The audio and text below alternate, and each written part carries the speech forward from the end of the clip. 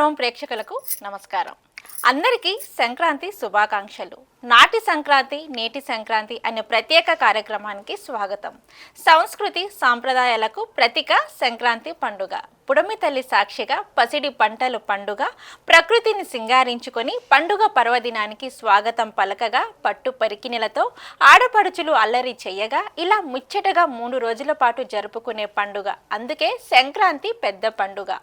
ముత్యాల ముగ్గులతో తెలుగు లోగిళ్ళు కలకలలాడుతూ ఉంటాయి. భోగ భాగ్యాలతో భోగి పండుగ, సంక్రాంతి పండుగ సకల సంపదలు తీసుకురాగా, కనుమ పండుగ నాడు పాడి పంటల భాగ్యాన్నిచ్చే పశువులను పూజించి కనువిందుగా నిర్వహించే పండుగ సంక్రాంతి పండుగ.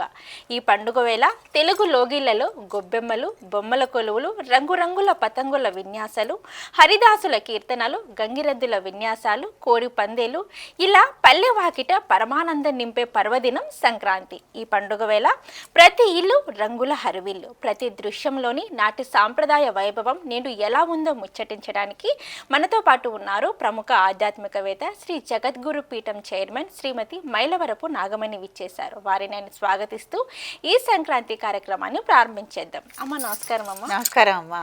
అమ్మ ముందుగా మీకు సంక్రాంతి శుభాకాంక్షలు. అట్లాగే మన సివిఆర్ ఓం ఛానల్ వీక్షించే ప్రేక్షకులందరికీ సంక్రాంతి శుభాకాంక్షలు. ఓకే అమ్మ, ఈ కార్యక్రమాన్ని ప్రారంభించే ముందు ఒక చక్కటి శ్లోకంతో అయితే ప్రారంభిద్దాం. చాలా మంచిదమ్మా. గురువుని మించిన దైవం లేదని. ఓం గురు బ్రహ్మ గురు విష్ణు గురుదేవో మహేశ్వర గురు సాక్షాత్ పరబ్రహ్మ తస్మై శ్రీ గురవే నమః. శ్రీ సత్యానందేంద్ర సరస్వతి స్వామి గురుభ్యో నమః. ఓకే అమ్మ, మనకి సంక్రాంతి పండుగ అంటే గుర్తుకొచ్చేది ఫస్ట్ ఆఫ్ ఆల్ ముగ్గులు. అందరికీ ముగ్గులే గుర్తుకొస్తాయి. కానీ మనం అన్ని పండుగలతో మనం చూసుకుంటే సంక్రాంతి పండుగ అనేది చాలా పెద్ద పండుగ అనేసి మనకి పెద్దలు చెప్తూ ఉంటారు. అలాగే పురోహితులు వీళ్ళందరూ కూడా మనకి చెప్తూ ఉంటారు కదా. అసలు మనకి మకర సంక్రాంతి, ఈ సంక్రాంతి పండుగ అనేది ఎందుకు పెద్ద పండుగ అంటారు? చాలా మంచిదమ్మా. ఎందుకు మంచి పెద్ద పండుగ అనంటే రైతు పండగ ఒక రకంగా మనం చెప్పాలంటే. ఎందుకంటే రైతులేందే రాజ్యం లేదు అని అంటారు. రైతుకి పుష్కలంగా పంట వచ్చే టైం. ఎందుకంటే తొలకరలో శ్రావణ మాసం ఆ టైంలో అపరాలు వేస్తాడు. కొద్దిగా మినువులు, పెసలు, అట్లాంటి నువ్వులు కానీ అట్లాంటి పంట అంతా ముందు చేతికొస్తుంది. ఇప్పుడు ప్రత్యేకంగా ఏంటంటే వరి పంట చేతికొస్తుంది. ఒక 20 రోజుల ముందే మనకు ధనుర్మాసం ప్రారంభం నుంచే వరి పంట చేతికొచ్చి రైతుకి చేతిలో డబ్బులు పుష్కలంగా ఉంటాయి. రైతు ఏం చేస్తాడమ్మా, వ్యాపారవేత్తలకి పంట అనేది అమ్ముతాడు. కాబట్టి అక్కడ వ్యాపారవేత్తల దగ్గర కూడా డబ్బు ఉంటుంది. రైతు దగ్గర డబ్బు ఉంటుంది, వ్యాపారవేత్తల దగ్గర డబ్బు ఉంటుంది. తర్వాత ఈ వడ్లను తీసుకెళ్ళి రైసు మిల్లుల దగ్గర కానీ ఎక్కడైనా మనం బియ్యం ఆడిస్తాం కదమ్మా, వాళ్ళ దగ్గర కూడా విశేషంగా డబ్బులు ఉండే అవకాశం ఉంటుంది. కాబట్టి ఇది ఒక రైతుకే కాదు సకలానికి పండగని నేను చెప్తాను. ఎందుకంటే అట్లా ఏదైనా ఒక దాన ధర్మం చేసుకోవాలన్నా కూడా చేతిలో మనకి పుష్కలంగా ఒక ధనం అనేది ఉండటం, తర్వాత ఏమో మనకి పండిన పంట అనేది ఉండటం వల్ల ఏం చేస్తారంటే అందరూ దాన ధర్మం చేసుకోవటానికి వీలుగా ఉంటుంది. కాబట్టి ఇది నిజంగా పుష్కలంగా డబ్బులు ఉండే పండగ కాబట్టి పెద్ద పండగ అని పిలవటం కూడా జరుగుతుంది. అన్నిటికీ అనుగుణంగా ఉంటుంది. తర్వాత ఏంటేమో రైతులకి కొద్దిగా ఈ వానాకాలం ఇవంతా వెలుసుబాటు అయిపోయి వానలన్నీ మురికి వానలు ఉంటాయి కదమ్మా, అవన్నీ పోతాయి. అవన్నీ పోయిన తర్వాత ఈ వాతావరణం కూడా అనుకూలమైన వాతావరణం ఉంటుంది. ఏదన్నా మనం విశేషంగా ఎవరన్నా పిలుచుకోవాలన్నా, బంతులు బారసాలు చేసుకోవాలన్నా, ఏం చేసుకోవాలన్నా వాతావరణం కూడా అనుకూలంగా ఉంటుంది. వసంత ఋతువు కూడా రాబోతుంది కదమ్మా. కాబట్టి ఇది పెద్ద పండుగ అని మనం చెప్పుకోవటం జరుగుతుంది. ఓకే అమ్మ, అలాగే ఏంటి అంటే నాటి సంక్రాంతి నేటి సంక్రాంతి ఒకసారి మనం చూసుకున్నట్లయితే ఈ రోజుల్లో ఏంటంటే సంక్రాంతి అంటే మాకు ఫస్ట్ ఆఫ్ ఆల్ గుర్తుకొచ్చేది ముగ్గులు, గొబ్బెమ్మలు, గాలిపటాలు, ఇవి ఎక్కువగా పిండి వంటలు, ఇవి మాకు గుర్తుకొస్తాయి. మరి మీ రోజుల్లో సంక్రాంతి పండుగ అంటే ఎలా జరుపుకునేవారు అంటారు? ఆ రోజుల్లో సంక్రాంతి ఎలా ఉండేది అంటారు? అప్పటికి ఇప్పటికీ పండగల్లో ఒక సంక్రాంతే కాదమ్మా, అన్ని పండగల్లోనూ చాలా మార్పు వచ్చేసింది. ఎందుకంటే అందరూ ఉరుకులు పరుకుల జీవితాల్లో పల్లెటూర్ల నుంచి సిటీలకు మారారు. అంటే ఉద్యోగరీత్యా కానీ వ్యాపార రీత్యా కానీ వాళ్ళ అవసరాల కోసం సిటీలకు మారటం జరిగింది. కొంతమంది ఏమో విదేశాలకు వెళ్ళిపోవటం జరిగింది. పల్లెటూర్లలో ఎవరు చాలామంది ఉండట్లేదు, ఇళ్ళు కట్టుకుని ఉంటున్నారు. కానీ ఏమన్నా పెద్దవాళ్ళు ఉంటున్నారు, పల్లెటూర్లలో ఉండట్లేదు. ఇదివరకు ఏంటంటే ఉమ్మడి కుటుంబం అనేది ఉంది. ఉమ్మడి కుటుంబం ఉండేది. చక్కగా ఉమ్మడి కుటుంబంలో అండి 20-30 మంది సభ్యులు కూడా ఉండేవాళ్ళు ఉమ్మడి కుటుంబంలో. చక్కగా పండగ వాతావరణం చక్కగా కనిపించేది, చేసుకోవటానికి అనుకూలంగా ఉండేది. తర్వాత ఇదివరకు ఏం చేసేవారంటే మనకి ఈ ధనుర్మాసం ఎప్పుడైతే మనకి మొదలైందో ఈ సంక్రాంతి పండగ అనేది నెల రోజుల ముందు నుంచే మనకు ప్రారంభమయ్యేది. ఎక్కడ పల్లెటూర్లలో. పూర్వం మా చిన్నతనంలో అయితే నెల రోజుల ముందు నుంచే ఈ పండగ వాతావరణం అనేది మనకి ప్రారంభమయ్యేది. ఎందుకంటే చక్కగా షాపింగ్ చేసుకోవటం, గొబ్బెమ్మలు పెట్టుకోవటం, రంగురంగుల ముగ్గులు పెట్టుకోవటం. ఆడపిల్లలందరూ కూడానమ్మా ఇంత పై చదువులని అంతగా ఉరుకులు పరుగులు పెట్టల. అప్పుడు ఏంటంటే ఈ స్కూళ్ళు వసతులు ఇవన్నీ ఏమీ లేవు. ఎక్కడన్నా సిటీకి వెళ్ళాలంటే బాగా ఏదైనా అప్పుడు ఈ హాస్టల్ వసతులు కూడా లేవండి ఆడపిల్లలు చదువుకోవటానికి. కాబట్టి ఏదైనా పల్లెటూరులో ఏమైనా ఎలిమెంటరీ స్కూల్ ఉంటే అంతవరకు చదువుకుని చక్కగా ఇంట్లో పని చేసుకుంటూ ఇంట్లోనే ఉండేవాళ్ళు ఎక్కువగా. ఆడపిల్లలు చదివిస్తున్నారంటే అది పెద్ద తప్పుగా కూడా తీసుకునేవాళ్ళు అనమాట.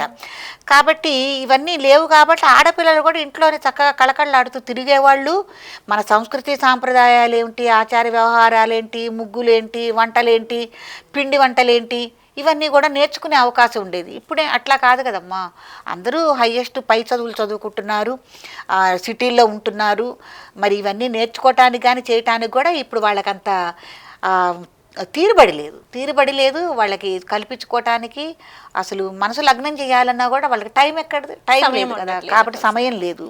కాబట్టి ఇదివరకు చక్కగా ఆడపిల్లలు ఎలా ఉండేవాళ్ళంటే లంగా జాకెట్లు ఓణీలు వేసుకుని తల్లో పూలు పెట్టుకుందే ఉండేవాళ్ళు కాదు. వాళ్ళ దొడ్లో పూలు పూస్తే ఉండేవి, లేకపోతే పక్క దొడ్లో ఎక్కడైనా పూలు ఉన్నాయనుకో దొంగతనంగా కోసుకొచ్చైనా సరే తల్లో పెట్టేసుకునేవాళ్ళు ఆడపిల్లలు. ప్రత్యేకంగా కనకాంబరాలు, మల్లెపూలు ఇట్లాంటివన్నీ దొడ్లల్లో పెంచుకుని మాలలు కట్టుకొని పెట్టుకునేవాళ్ళు. ఇవాళ ఎవరమ్మా అసలు లంగావోణి అనేదే ఎవరికి సామాన్యంగా ఎవరికి తెలుస్తోంది, సిటీల్లో తెలియదు కదా. అసలు ఆ కళ, ఆ వైభవము, ఆ సంక్రాంతి అంటే. ఇంకోటి ఏంటంటే నెల నుంచే మొదలవుతుంది అన్నాను కదా. పంట రాగానే ఈ ఒడ్లు తీసుకెళ్ళి మిల్లు పట్టించుకురావటం, మగాళ్ళకు కూడా చేతి నిండా పని. ఒడ్లు నూరవటం, పంట చేతికి రాగానే బియ్యం వేయించటం, అవి తీసుకొచ్చి ఆడవాళ్ళకి ఇస్తే ఒక వారం రోజుల ముందు నుంచే ఏం చేసేవాళ్ళంటే ఈ పెద్ద పండగకి సంక్రాంతికి ముఖ్యంగా అరిసెలు చేయటం అనేది చాలా విశేషం అనమాట. ఎవ్వరు అరిసెలు చేయకుండా మటుకు ఉండేవాళ్ళు కాదు. అప్పుడు ఏం చేసేవాళ్ళంటే అరిసెలు పిండి కొట్టేవాళ్ళు. అప్పుడు ఈ మిల్లులు అవి లేవు, అదొక ఆనందం కూడా ఉంది. పిండి మిల్లులు లేవు. లేకపోయేసరికి 2 రోకళ్ళు పోటు 3 రోకళ్ళు పోటు అని వేసి ఇంట్లోనే పిండి దంచుకోవటం అనేది ఉండేది దొడ్లల్లో. అయితే పెద్ద పెద్ద రోళ్ళు ఉండేవి, పెద్ద పెద్ద పత్రాలు ఉండేవి, రోకళ్ళు, పచ్చడి బండలు కూడా కాదు, రోకళ్ళు ఇట్లాంటి ఉండేవి అనమాట. అప్పుడు ఆ పిండి దంచే సందర్భంలో కూడా చక్కగా రోలు కడిగి పసురాచి బొట్టు పెట్టి శుభంగా ఒక కంకణం కట్టి పెద్ద పండగకి ఇట్లా మేము పిండి కొట్టుకుంటున్నామని రోలును కూడా పూజించి కానీ పిండి కొట్టడానికి ముందుకు వచ్చేవాళ్ళు కాదు. తర్వాత ఏం చేసేవాళ్ళంటే పిండి వంట అనేది అందరూ ఒక్కళ్ళే చేసుకునేది కాదు కదమ్మా, కాస్త కష్టంగా ఉంటుంది. కాబట్టి ఇరుగు పొరుగు వాళ్ళు ఏం చేసేవాళ్ళంటే ఇవాళ నా ఇంటికి రా, ఇవాళ మా ఇంట్లో పిండి కొట్టుకుని అన్ని అరిసెలు వండుకోవటం, చక్రాలు వండుకోవటం చేద్దాము, రేపు మీ ఇంటికి వస్తామని 5-6 కుటుంబ సభ్యులు కలిసి అట్లా ఒకళ్ళింటికి ఒకళ్ళకి ఈ పిండి వంటలు చేయడానికి సహాయంగా వెళ్ళేవాళ్ళు. వెళ్ళి అలా అందరూ తలో చేయి వేసుకుని పిండి వంటల కార్యక్రమం అనేది ఒక వారం రోజులు ముందుగానే పూర్తి చేసుకునేవాళ్ళు. పూర్తిగా చాలా సందడిగా అన్నమాట. అందరు వాళ్ళంతా రావటం. అసలు ఆ పల్లెటూరులోనండి ఆ రోకళ్ళు పోటు ప్రతిరోజు మధ్యాహ్నం దాకా వినపడుతూనే ఉండేది, టకా టకా టకా అని. సాయంత్రం అయినా కానీ ఆ సౌండ్ వినిపిస్తూనే ఉండేది. అదొక లయబద్ధం అనమాట. దానికి తోడు ఈ సంక్రాంతి మనకి ఎప్పుడైతే ధనుర్మాసం ప్రారంభమైందో గుళ్ళల్లో ప్రాతకాలంలోనే పూజాది కార్యక్రమాలు, బాలభోగ నైవేద్యాలు, అట్లాగే హరిదాసులు రావటం, తర్వాత ఏమో గంగిరెద్దులు వాళ్ళు రావటం, చాలా భిక్షగాళ్ళు కూడా వచ్చేవాళ్ళు చిలక దోషిష్యం వాళ్ళని వీళ్ళని వచ్చేవాళ్ళు. చాలా సందడిగా సరదాగా ఉండేది. ఈ ముగ్గులు కూడా అమ్మ అప్పుడు ఈ కరెంటు అనేది లేదు, పల్లెటూర్ల వాతావరణంలో ఎలక్ట్రిసిటీ సౌకర్యం లేదు. అప్పుడు ఏంటంటే లాంతర్లు, కిరసనాయిల లాంతర్లు ఉండేవన్నమాట. మేము కూడా ఏం చేసేవాళ్ళం అంటే ఆ కిరసనాయిల లాంతర్లే పట్టుకుని పెందరాళ్ళే పేడకళాపు కొట్టుకునేవాళ్ళం. చక్కగా పచ్చగా పేడకళాపు కొట్టేసేసుకుని కొద్దిగా ఆరాలన్నమాట ముగ్గేయటానికి. అప్పుడు ఏం చేసేవాళ్ళంటే ఈ లాంతర్లు పట్టుకుని ఆ చుక్కల ముగ్గులు పోటీలు పడి వేసేవాళ్ళం లాంతరు ఎక్కడ కావాలంటే అక్కడ జరుపుకోవటం అనమాట లాంతర్ని. అట్టల్లో గుడ్డి లాంతరు పెట్టుకుని ముగ్గులు వేసిన సందర్భాలు కూడా ఉన్నాయి. పోటీ పడేవాళ్ళం, నా ముగ్గు బాగుందంటే నా ముగ్గు బాగుందని పొద్దున్నే లేవగానే పక్క వాళ్ళ ముగ్గు ఎట్లా ఉందా అని చూసుకోవటమే సరిపోయేదనమాట. ఒక రకంగా ఈర్ష్య కూడా, వాళ్ళన్నా మనకు మంచి ముగ్గు వేశారనుకో ఈర్ష్య అనమాట. అట్లా ముగ్గులు ముందు నుంచి నెల రోజులు మించే ఒక తెల్ల నోట్స్ తీసుకుని ముగ్గులు నేర్చుకోవటం, ఎవరి దగ్గరికన్నా అడిగితే అబ్బా మాకు ఈ ముగ్గు నేర్పవా అని అంటాం, ముగ్గులు నేర్చుకోవటం ఇట్లా చేసేవాళ్ళు. అట్లాగే ఇంట్లో అలంకరణ సామాగ్రి అనమాట, ఏదన్నా మనం పువ్వుల తయారీ కానీ తోరాల తయారీ కానీ, ఇదివరకు ఏం చేశానమ్మా ఊలుతో కానీ లేకపోతే దేంతో అయినా కూడా స్వెట్టర్లు అల్లే ఊలుతో కానీ చక్కగా రకరకాలుగా పువ్వులు అల్లటం, మన గుమ్మాలకి ఆర్చీల్లాగా అల్లటం, ఇవన్నీ కూడా అల్లికలన్నీ కూడా చేసేవాళ్ళు పోటీపడి, ఎందుకంటే అలంకరించుకోవాలి కదా. అందుకని ఇది నెల రోజుల ముందు నుంచే ప్రారంభమయ్యేది. ఇదివరకు పూర్వం రోజుల్లో పింగాణి బొమ్మలను ఉండేవమ్మా. తరతరాల నుంచి ఆ పింగాణి బొమ్మల్ని అలాగే పదిలిపరుచుకుంటూ వచ్చి తరతరాలకి ఆ పింగాణి బొమ్మల్ని కూడా వారసత్వంగా అప్పచెప్పేవాళ్ళు. ఓకే, ఎంత బాగుంటాయో ఆ బొమ్మలు. కానీ ఆ నైపుణ్యం, ఆ చేత ఇప్పుడు మనం చూడాలన్నా చూడలేమండి. మా అమ్మ వాళ్ళు, మా అమ్మకి అప్పచెప్తే మా అమ్మ నాకు కూడా చాలా బొమ్మలు అప్పచెప్పటం, నేను మళ్ళీ మా పిల్లలకు అప్పచెప్పటం కూడా జరిగింది. వారసత్వ బొమ్మలు చక్కగా వారసత్వంగా మనం ఈ కనుమ రోజునే బొమ్మల నోము అని ఆడపిల్లల చేత నోయించటం ఇవన్నీ చేస్తారు. అసలు సంక్రాంతి పండగ అంటేనే ఒక అద్భుతం. ముఖ్యంగానండి ఆ ఆడపిల్లలు చక్కగా పొట్లంగా జాకెట్లు వేసుకుని, ఓణీలు వేసుకుని, తల్లిండా పూలు పెట్టుకుని, తర్వాత జడకుప్పులు వేసుకుని, చేతులుండా గాజులు వేసుకుని కలకలా వాడు తిరుగుతుంటే ఎంత అందంగానే ఉంటుంది. చక్కగా చేతులు గోరింటావు పెట్టుకుని, అసలు ఆ వైభవమే గొప్పది. నిజంగా నేను ఏదన్నా అనుకుంటాను ఒక్కొక్కసారి, ఏదైనా ఒక ఆటలు కానీ, అష్టాచమ్మా లాంటి ఆటలు కానీ, తొక్కిడి బిళ్ళలు కానీ, ఇవన్నీ పూర్వం మా రోజుల్లో మేము అనుభవించిన జీవితం చాలా గొప్పదని నేను అనుకుంటానమ్మా. ఎందుకంటే ఏ వయసులో ఏ ఆట పాట అంటారు కదండి, ముచ్చట అని, అవన్నీ మేమే గర్వంగా అనుభవించామని నేను చెప్తాను. ఎందుకంటే సకల ఆటలు వచ్చు, చక్క చిన్నతనం బాల్యాన్ని ఎలా అనుభవించాలో అలా అనుభవించటం, తోటలమ్మట తిరగటం, కాయలు కోసుకొచ్చుకోవటం, ఇవన్నీ రకరకాలుగా చాలా అద్భుతంగా ఉండేది. అలా సంక్రాంతి కొనసాగుతూ ఉండేది. ఆ రోజుల్లో సంక్రాంతి పండుగ అనేది ఎంత చక్కగా జరుపుకునే వాళ్ళ మీ మాటల్లోనే మాకు తెలుస్తుంది. కాబట్టి మరి ఆ సంక్రాంతికి ఇప్పుడు జరుపుకునే సంక్రాంతికి ఏమన్నా మీకు తేడా కనిపిస్తుంది? అయ్యో చాలా ఉందండి. ఎందుకంటే పల్లెటూళ్ళలో ఎవరు ఉండట్లేదు, ఇల్లు వాకిళ్ళు తాళాలు పెట్టేసేసి వాళ్ళు సిటీ వాతావరణానికి వెళ్ళిపోవటం. పరిస్థితుల రీత్యా నేనేమన్ను, కాలంతో పాటు మనుషులు మారారు, పండగలు మారాయి, సందర్భాలు కూడా మారిపోతున్నాయని నేను అంటాను. ఎందుకంటే తీరిక లేకపోవటం, వాళ్ళ ఉద్యోగాలు, వాళ్ళ హడావుడి జీవితంలో ఉరుకులు పరుగులు పెడుతున్న టైంలో తీరిక లేకపోవటమే నేను అనుకుంటాను. తర్వాత ఈ తీరిక లేకపోయిన సమయాన్ని, సందర్భాన్ని పురస్కరించుకుని ఏంటంటే అసలు మన పండగలు ఎలా చేసుకోవాలి ఏమిటి. అమ్మ ఈ రోజున అరిసెలు చేయటం ఎవరికన్నా వచ్చా?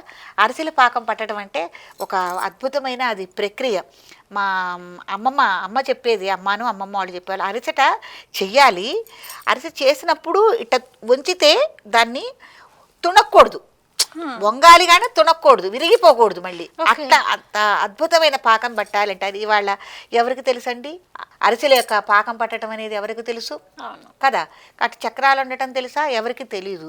కాబట్టి ఇప్పుడు ఏం చేస్తున్నారంటే ఏదైనా అరిసెలు చేయాలన్నా ఇప్పుడు పల్లెటూరు వాతావరణంలో ఎలా మారిపోయిందంటే అరిసెలు కానీ, చక్రాలు కానీ, లేకపోతే ఏదైనా సోంపాపిడి కానీ ఇవన్నీ తయారు చేసుకోవాలంటే ఈ మధ్య నేను చూసింది ఏంటంటేనమ్మా, ఎవరిళ్ళకి ఎవరు పోరు, ఎక్కడ పిళ్ళు కొట్టరు. ఒకవేళ పిండి కావాలన్నా కూడా మిషన్లు వచ్చేసినాయి. అసలు రోళ్ళు రోకళ్ళు మూలబడిపోయి నాకు తెలిసి ఒక 10 ఏళ్ళు అయిపోయింది. రోళ్ళు రోకళ్ళు ఏం కనపట్టలేదండి ఏ ఇంట్లో కూడా, అవి మాయమైపోయినాయి. తర్వాత ఏంటంటే అసలు పిండి వంట చేయటానికి ఇష్టపట్టాల. ఇప్పుడు ఏం చేస్తున్నారంటే ఎవరైనా ఈ స్పెషల్గా స్వీట్లు తయారు చేసే ఒక మనిషిని మాట్లాడుకుని 10 ఇళ్ళ వాళ్ళు కలిసి ఏం చేస్తున్నారంటే అతన్ని ఒక వారం రోజులు 10 రోజులు ముందుగానే పిలుచుకుని అతనికి కావలసిన సాధన సామాగ్రి అంతా ఇచ్చి వండించుకోవటం చేస్తున్నారు. ఇప్పుడు ప్రస్తుతం చేస్తున్నారు. అయితే 3 ఏళ్ల క్రితం 2 ఏళ్ల క్రితం కూడా అట్లా చేశారు. ఇప్పుడు మరీ ప్రజెంట్ పరిస్థితి ఎట్లా మారిపోయిందంటే అది కూడా పోయింది. ఊళ్ళల్లో తీసుకొచ్చి మంచి నూనె, ఏంటంటే కల్తీ లేకుండా ఉంటుందని మంచి నూనె కొనుక్కొచ్చుకుని గానుగ నుంచి చేసేవాళ్ళు, వండించుకునేవాళ్ళు. ఇప్పుడు ఆ పద్ధతి కూడా పోయి చక్కగా రెడీమేడ్లుగా షాపుల్లో ఏవి కావాలంటే అవి దొరుకుతున్నాయి మనకి. మిఠాయి దుకాణాల్లో ఒక లడ్డూలు కావాలా, అరిసెలు కావాలా, పూతరేకులు కావాలా, ఏం కావాలంటే అవే దొరుకుతున్నాయి. ఇదివరకు ఏంటంటే కాకినాడ అయితేనే కాజాలు, కాకినాడ కాజాలు అనేవాళ్ళు. పూతరేకులు అంటేనేమో ఇంకొక ఆత్రేయపురం ఏదో అనేవాళ్ళు. బందరు అంటేనేమో తొక్కుడు లడ్డు, అక్కడికి వెళ్ళాలి బందరు లడ్డు అనేవాళ్ళు. ఇప్పుడు అట్లా కాదండి, సకల ఊళ్ళల్లోని స్వీట్లు ఒక స్వీట్ షాప్లోకే నడిచొచ్చేస్తున్నాయి. చక్కగా ఎవరికేం కావాలో అవి కొనుక్కొచ్చుకుంటున్నారు. అక్కడ ఈ పండక్కి పలహారాలు స్వీట్లు చేసే పద్ధతి అనేది అస్సలు పరిపూర్ణంగా మారిపోయిందని చెప్పొచ్చు. అసలు ఆ సందడే లేదు కదా, మారిపోయింది. ఇక పల్లెటూర్లకు వెళ్ళేసరికి ఇది వరకు ఒకవేళ ఎవరైనా ఒకళ్ళు ఆ సిటీ వాతావరణంలో ఉన్నా కూడా పండగ అనేసరికి తప్పకుండా ఒక 4-5 రోజుల ముందే ఇంటికి వచ్చేసేవాళ్ళు. ఇంటికి వచ్చేసి పండగని సరదాగా జరుపుకునేవాళ్ళు, పెద్దవాళ్ళు ఏర్పాట్లు చేసి ఉంచేవాళ్ళు. ఇప్పుడేంటండి, పండగకి వెళ్ళాలన్నా కూడా అసలు వీళ్ళకి తీరుబడలేదు. తీరుబడి లేక ఇంకొక మాట ఏంటంటే, ఈ పండగ వాతావరణాన్ని అనుభవించకుండా మీకు నేను ఇప్పుడు ప్రజెంట్ గమనించినది ఏంటంటే, సెల్ ఫోన్కే అంకితం అయిపోతున్నారు. ఫోన్లోనే చూసుకుంటున్నారు. కాస్త గంట తిరిగి జరిగిందంటే పండగ కదా, మనం ఆ పండగ అదృష్టాన్ని మనం కోల్పోతున్నాము, ఎట్లా చేసుకోవాలి ఏంటి, ఆ వాతావరణం కోల్పోతున్నా అని ఎవరు అనుకోవటం లేదు. అనుకోకుండా ఏం చేస్తారు, ఫోన్లకు అంకితం అవుతున్నారు.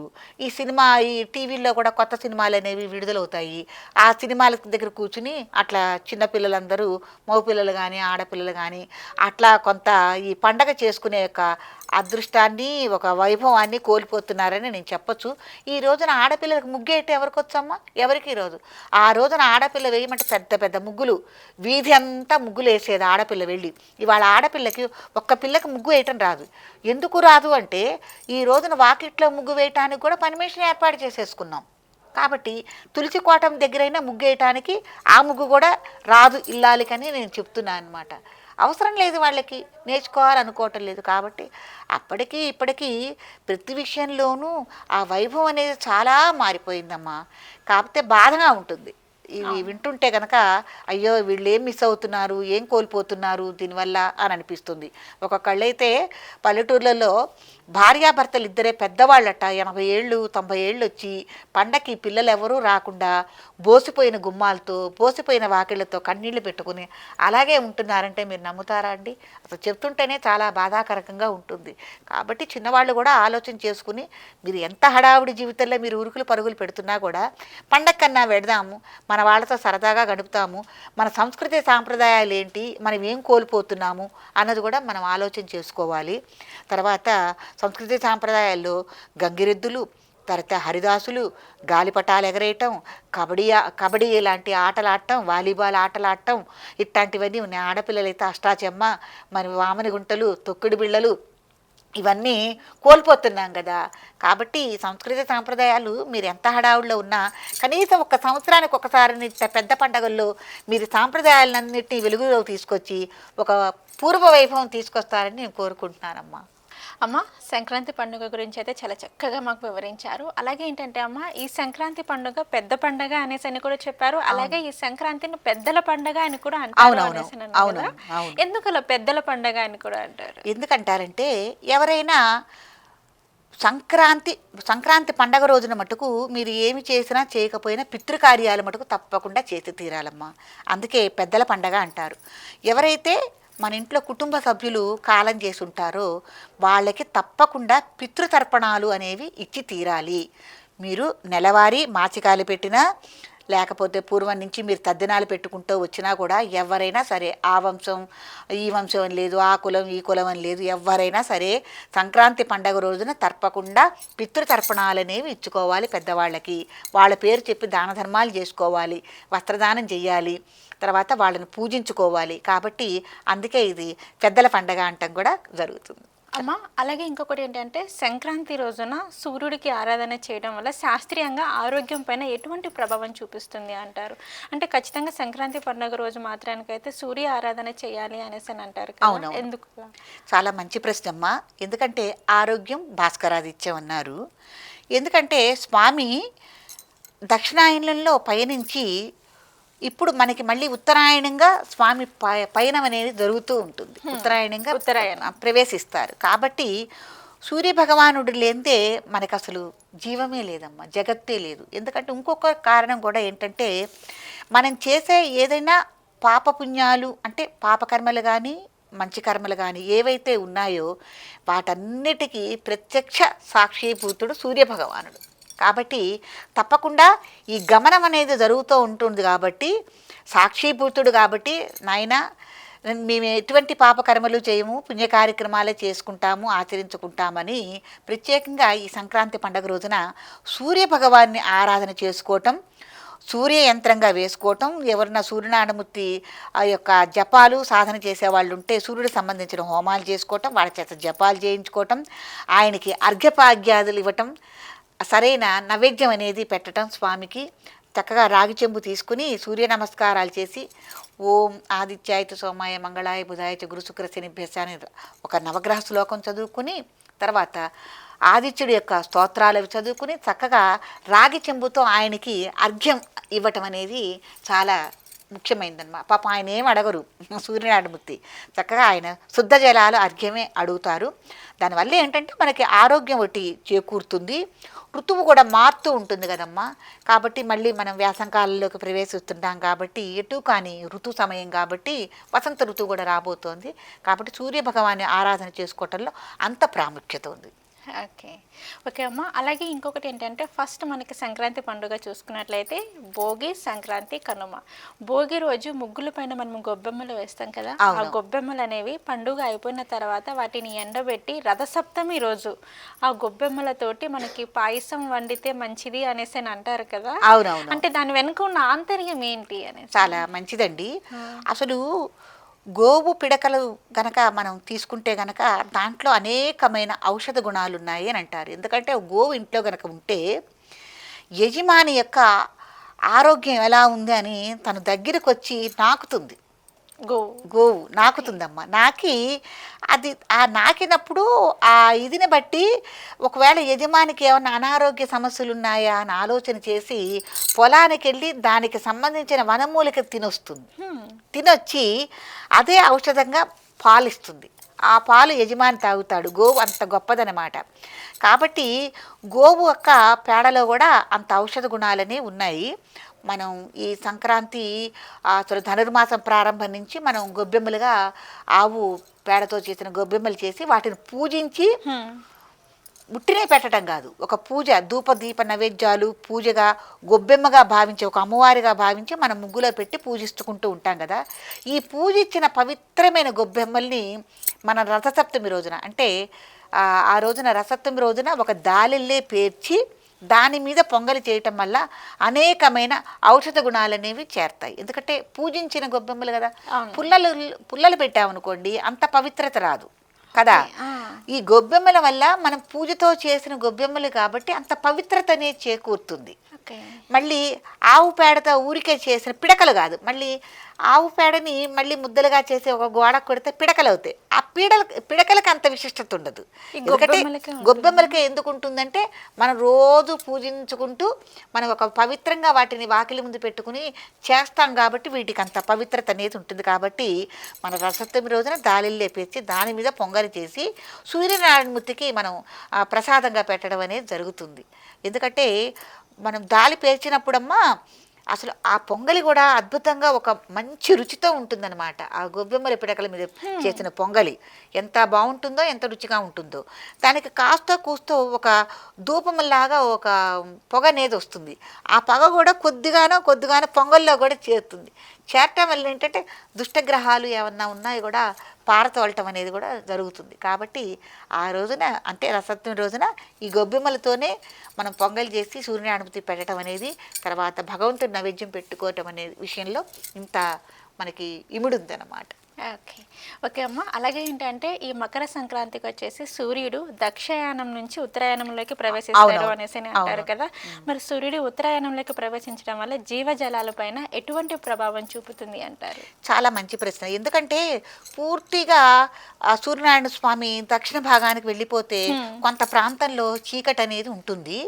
తర్వాత పగల పొద్దు కూడా మనకి చాలా తక్కువ ఉంటుందన్నమాట. ఉండటం వల్ల కొన్ని క్రిమి కీటకాలు కొత్త కొత్తగా పుట్టి కొన్ని అనారోగ్య సమస్యలు కూడా మనకి రావటానికి అవకాశం ఉంది. Okay. కొన్ని కొన్ని అనారోగ్య సమస్యలు వస్తాయి. కాబట్టి ఈయన స్వామి దక్షిణాయన నుంచి ఉత్తరాయణానికి ప్రయాణం అయినప్పుడు ఆ క్రిమి కీటకాలనేవి కొన్ని నశించే ఆ వసతి ఉంటుందన్నమాట, పోటీ మనకి ఆరోగ్యం అనేది చేకూరుతూ ఉంటుంది ఎవరైనా.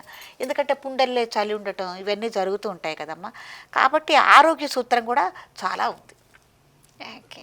ఓకే అమ్మ. అలాగే ఇంకొక డౌట్ ఏంటంటే ఉత్తరాయణంలోని కాలం చేసినా కానీ మంచిది అనేసి అంటారు కదా. అంటే మనకి ఎగ్జాంపుల్ చూసుకున్నట్లయితే మహాభారతంలోని భీష్ముడు దక్షిణాయనంలో నుంచి ఉత్తరాయణం వచ్చేంత వరకు ఉంటాను అనేసి అంటారు కదా. ఎందుకు అలా? దాని వెనక ఏం? ఎందుకంటే అటు ఉత్తరాయణం అంతా దేవతారాధనకి దేవతలకి సంబంధించిన కాలం అన్నమాట. దక్షిణాయనం అంతా ఎట్లా అంటే పితృదేవతలకు సంబంధించిన కాలం. కాబట్టి ఈ ఉత్తరాయణ పుణ్యకాలం అంటే ఉత్తరాయణంలో సూర్యుడు మనకి మకర రాశిలోకి ప్రవేశించిన తర్వాత ఎవరైతే కాలం చేస్తారో వాళ్ళకి స్వర్గద్వారాలు తెరిచి ఉంటాయని. అందుకే మనకు ధనుర్మాసం మొదల దగ్గర నుంచి ఏం చేస్తారు, ఉత్తర ద్వార దర్శనం అని మనకి ఏర్పాటు చేస్తారు ముక్కోటి ఏకాదశి దగ్గర నుంచి. అందుకే ముక్కోటి ఏకాదశి మరి మహాభారత యుద్ధం జరిగిన తర్వాత భీష్ముడు ఆయనకు అసలు వరం అది. ఎట్లా అంటే నేను ఎప్పుడు కావాలంటే అప్పుడు మరణం నా దగ్గరికి రావాలి, అప్పటిదాకా రాకూడదు అని ఆయనకి వరం అన్నమాట. అప్పుడు ఆయన ఏంటంటే మనకి మహాభారత యుద్ధం జరిగింది, పాపం ఆయన దెబ్బతిన్నారు కాబట్టి అర్జునుడు కోరా అనమాట, నేను ఇప్పుడు కాలం చేయకూడదు, నాకు ఏదైనా అంపసేయ లాంటిది ఏర్పాటు చేయమంటే అర్జునుడు ఏం చేశాడంటే బాణాలతోనే ఆయనకు ఒక మంచంలాగా ఏర్పాటు చేస్తే దాని మీద వాలారు భీష్మ పితామహ. వాలిన తర్వాత ఆయన ఈ ఉత్తరాయణ పుణ్యకాలం కోసమని ఎదురు చూస్తున్నారు. అందుకే రేపు రాబోయేది భీష్మ ఏకాదశి. ఆ రోజున భీష్మ మహాపితామహ ఆయన ఆ రోజున కాలం చేశారనమాట. అందుకే వైకుంఠ ఏకాదశి, భీష్మ ఏకాదశి అని మనం పిలుచుకోవటం జరుగుతుంది. కాబట్టి అందుకేనమ్మా మీరు ఇందాక సంక్రాంతి గురించి అడిగినప్పుడు ఇది పెద్దల పండగ అని ఎందుకు పిలుస్తారని మీరు అడిగారు. స్వర్గద్వారాలు తెరుచుకుని ఉండవు. ఎవరైతే దక్షిణాయనంలో మరణించారో వాళ్ళు ఏం చేస్తారంటే స్వర్గద్వారాల దగ్గర కాచుకొని కూర్చుంటారు. ఎప్పుడు ఉత్తరాయణ పుణ్యకాలం వస్తుంది, స్వర్గద్వారాలు ఎప్పుడు తెరుస్తారు, ఎప్పుడు మనం స్వర్గంలోకి ప్రవేశించాలని వాళ్ళు చూస్తూ ఉంటారు. అందుకే మనం ఈ సంక్రాంతి పండగ రోజున పితృకార్యాలు కూడా ఆచరిస్తే వాళ్ళు పరిపూర్ణంగా స్వర్గప్రాప్తి లభిస్తుంది అని మనకి చిన్న ఇది చెప్తారు పెద్దలు. కాబట్టి ఇంత ఇది ఉంది దానికి. ఓకే అమ్మ. భోగి గురించి అయితే మాకు చెప్పారు. అలాగే మనకి మకర సంక్రాంతి గురించి మనం చూసుకున్నట్లయితే మకర సంక్రాంతి రోజు ఇంకా మనం అందంగా ముగ్గులు అనేవి వాకిట్లలో వేయడం జరుగుతూ ఉంటుంది. కాబట్టి అసలు సంక్రాంతి పండగకి ముగ్గులు అనే ప్రత్యేకత ఎందుకు వచ్చింది అంటారు? దాని వెనక ఆంతర్యం ఏమిటి అంటారు? చాలా మంచిదమ్మా ముగ్గులు. ఎందుకంటే వాకిలి ముందు ఈ చలికాలం కదా, చాలా చల్లగా ఉంటుంది వాతావరణం, అనేకమైన క్రిమి కీటకాలు అనేవి మనకు రావటం అనేది జరుగుతుంది. కాబట్టి ఇక్కడ ముగ్గుని 2 రకాలుగా మనం వాడుకోవటం జరుగుతుంది. ఒకటేమో అచ్చంగా బియ్యపిండితోనే చేసిన ముగ్గుని మన తులసి కోట దగ్గర కానీ దేవతా మందిరాల దగ్గర కానీ వేయటం జరుగుతుంది. అక్కడ ఏంటంటే ఏమైనా మనకి చీమలు కానీ ఏమన్నా ఉంటే ఈ బియ్యపిండిని కొంత తీసుకొని వెళ్ళి అది ఆహారంగా భుజించడానికి ఒక పవిత్రత కోసం అక్కడ ఆ ముగ్గును వేయటం జరుగుతుంది. ఇంకొకటి ఏంటంటే వాకిలి ముందు వేసుకునే ముగ్గుని కొద్దిగా బియ్యపిండికి గుల్ల సున్నాన్ని చేర్చి దాంట్లో సన్న ఇసుకని చేర్చి ముగ్గును తయారు చేసుకుని వాకిలి ముందు వేయటం జరుగుతుంది. దీనివల్ల ఏంటంటే ఏదైనా బయట నుంచి వచ్చే మనకి హాని కలిగించి క్రిమి కీటకాలు ఏవైనా ఉంటే గనక వాటిని రాకుండా వాకిలి ముందే నివారించే యొక్క శక్తి ఈ ముగ్గుకుంటుంది. ఓకే. అందుకని ఈ ముగ్గులు వేయటం జరుగుతుంది. ఈ ముగ్గులు కూడానండి మనకి భోగి రోజున, అట్లాగే సంక్రాంతి పండుగ రోజున, కనుమ రోజున, ముక్కనుమ రోజున ఒకే రకమైన ముగ్గులు వేయరు. ఎప్పుడంటే మనం కనుమ రోజున భోగి రోజున ఏం చేస్తారంటే మన గీతల ముగ్గులు వేస్తారు. అట్లాగే సంక్రాంతి రోజున మెలికల ముగ్గులు వేస్తారు, అంటే చుక్కల ముగ్గులు వేస్తారు. అట్లాగే కనుమ రోజున, ముక్కనుమ రోజున రథం ముగ్గులు వేస్తారు. 3 రోజుల్లో మనం చూసుకున్నట్లయితే ఒక్కొక్క రోజు ఒక్కొక్క ముగ్గు ప్రత్యేకత ఉంది. కాబట్టి వేసిన ముగ్గు వేయరు. ఆ రోజు వేసిన ముగ్గు ఈ రోజు ఒక రోజున గీతల ముగ్గు, ఒక రోజున మెలికల ముగ్గులు, చుక్కల ముగ్గులు, ఒక రోజునేమో రథం ముగ్గులు వేయటం. దాంట్లో చక్కగా రంగులతో చక్కగా వర్ణాలు దిద్దుతారు. ఇదే సమయాన్ని పురస్కరించుకొని అనేక చోట ఆటల పోటీలు అలా పెట్టినట్టే కొన్ని స్వచ్ఛంద సంస్థలు ఏం చేస్తాయంటే జిల్లా స్థాయిలో, రాష్ట్ర స్థాయిలో, మండల స్థాయిలో, గ్రామ స్థాయిలో ముగ్గులు పోటీలు పెట్టడం, ఆడపిల్లను ప్రోత్సహించడం ఇవన్నీ జరుగుతాయమ్మా. అనేక కార్యక్రమాలు ఈ సంక్రాంతిలో మనకు జరుగుతుంటాయి. గాలిపటాలు ఎగరేసుకోవటం, ఈ గాలిపటాల కోసం ఈ చిన్నపిల్లలు మగపిల్లలు ఎవరైతే ఉన్నారో కొంతమంది ఆడపిల్లలు కూడా పోటీ పడేవాళ్ళు ఉన్నారు. చక్కగా గాలిపటాలు పందాలు వేసుకోవటం, ఎద్దుల పందాలు, అట్లాగే కోడి పందాలు, ఇట్లా రకరకాల ఉత్సవాలు, పండగ వాతావరణం. కొన్ని చోట్లయితే జాతరగా తిరునాళ్ళలాగా చేస్తారమ్మా. జెయింట్ వీల్స్ పెట్టడం ఇవన్నీ కూడా చేస్తారు. అనేకమైన ఆటల పోటీలు పెట్టడం చాలా సందడిగా ఉంటుంది. ఓకే. అలాగేంటేమో కనుమ రోజు మనం చూసుకున్నట్లయితే కనుమ రోజు ప్రత్యేకించి ఏంటంటే రథం ముగ్గు వేస్తారు కదా. మనకి భోగి రోజు భోగిలు ముగ్గులు వేసినట్టు, మనకి సంక్రాంతి రోజు మంచి డిజైన్స్ కానీ మెలకల ముగ్గులు వేసినట్లు కనుమ రోజు ప్రత్యేకంగా రథం ముగ్గు వేస్తారు కదా. రథం ముగ్గు వేయడానికి ఏమైనా కారణం ఉందంటారా? అయ్యో ఉంది, తప్పకుండా ఉంది. ఎందుకంటే సూర్యనారాయణమూర్తి తన రథంలోనే అటు ఇటు సంచారం చేస్తూ ఉంటారు కూర్చుని. కాబట్టి ఏంటంటే రాబోతోంది రథసప్తమి కదా. రథసప్తమి రాబోతోంది, రథాలు నిలబడ్డాయి అని అంటారు. అంటే పొద్దు నిలబడుతుంది, ఊరికే పొద్దు ఊరికి పోకుండా నిలబడుతూ ఉంటుంది. కాబట్టి ఈ రథం ముగ్గుని ఆ సూచికగా మనం వేయటం జరుగుతుందన్నమాట. అంటే సూర్యనారాయణమూర్తి తన రథంలో కొద్దిగా నిలకడగా ప్రయాణం చేస్తారన్న సూచనగా ఈ రథం ముగ్గులు అనేది వేయటం జరుగుతుంది. అందులోనూ మనకి ఈ ధనుర్మాసం అంతా స్వామి ఏం చేస్తారంటేనమ్మా, కొన్ని గ్రామాల్లో, అన్ని గ్రామాల్లో కూడా గుళ్ళల్లోనే మూల విరాట్టుగా విరాజిల్లే స్వాములు దేవాలయాల్లో, వైష్ణవాలయాల్లో కానీ శివాలయాల్లో కానీ ఉండే మూర్తిని ఉత్సవ విగ్రహాలు అని అంటాయి. ఆ ఉత్సవ మూర్తుల్ని ఉదయం పూట ధనుర్మాస టైంలో, ఉదయం ప్రాతకాలంలో ధనుర్మాస పూజ, అక్కడ బాలభోగాలు అవన్నీ అయిపోగానే స్వామిని ఊరు బయటికి ఒక రథంలో ఊరేగింపుగా తీసుకొచ్చి ప్రతిరోజు ఊరేగింపుగా ఆ స్వామివారు ప్రతి ఇంటి ముందుకి రావటం అనేది జరుగుతుంది. ఓకే. కాబట్టి దానికి గుర్తుగా కూడా మనం రథం ముగ్గు వేసుకోవటం అనేది జరుగుతుంది. ఓకే. ఓకే అమ్మ. అలాగే ఏంటి అంటే సంక్రాంతి కాలపురుషుడు అనేసి అని అంటారు కదా. అవునవును. ఎందుకు అలా అంటారు సంక్రాంతి కాలపురుషుడు? సంక్రాంతి కాలపురుషుడు ఇప్పుడే కాదు రావటం, మనకి సంవత్సరాది పండగకే వస్తాడు. అంటే ఏ సంవత్సరానికి ఆ సంవత్సరానికి మనకి సంవత్సరాది పండగ రోజునే వస్తాడు. ప్రత్యేకంగా ఇప్పుడు కాలపురుషుడు ఏం లేదు. ఇప్పుడు ఆ సంవత్సరానికే మనకి మారుతాడు అనమాట. ఒక్కొక్క జంతువు మీద వస్తారు అనేది మనం చెప్పుకుంటూ ఉంటాం. ఓకే. ఓకే అమ్మ. అలాగే మనకి పెద్దలు కూడా చెప్తూ ఉంటారు, మిగతా పండుగల్లో మీరు ఏం దానం చేసినా చేయకపోయినా కానీ ఈ సంక్రాంతి పండుగకి మాత్రానికి ఖచ్చితంగా దాన ధర్మాలు చేయాలి అనేసి అని అంటారు కదా. ఎందుకు ఈ సంక్రాంతి పండుగకి దాన ధర్మాలు చేయాలి అంటారు? అంటే ఈ సంక్రాంతికి పండగకే కాదు, శక్తి స్తోమతున్న వాళ్ళు ఏ పండగకైనా దాన ధర్మాలు చేసుకోవచ్చు.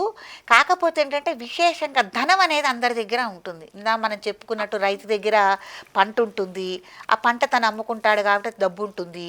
ఈ పంట తను ఎవరికైతే వ్యాపారవేత్తకు అమ్మాడో అతని దగ్గర డబ్బు ఉంటుంది.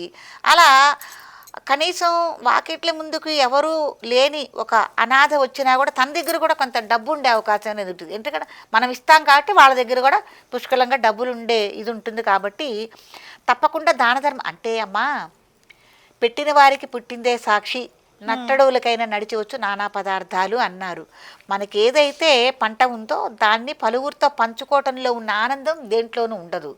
ఇప్పుడు మన దొడ్లో ఒక వంకాయలు కాసినాయి, లేకపోతే టమాటాలు కాసినాయి, ఒక బస్తా కాసినాయి అమ్మా, ఎన్ని రోజులు నువ్వు ఒక్కదానివి తింటావు? కుటుంబంలో పోనీ ఒక 10 మంది ఉన్నాం, మనం 10 మంది ఎన్ని రోజులు తింటాం? కుళ్ళిపోతాయి కదా నువ్వు ఉంచుకుంటే. అదే నువ్వు 10 మందితో పంచుకుంటే అందరం ఆనందంగా దాన్ని అనుభవించవచ్చు, తినచ్చు. కాబట్టి ఏదైనా కూడా దాన్ని సద్వినియోగపడాలి. పంట కానీ డబ్బు కానీ ఏదైనా కూడా అది సద్వినియోగపడాలి, 10 మందికి ఉపయోగపడాలనే ఉద్దేశంతో మనకి పెద్దవాళ్ళు ఏం చేశారంటే ఈ టైంలో తప్పకుండా మీరు దాన ధర్మాలు చేసుకోండి, బీదా బిక్కీని కూడా చూసుకోండి.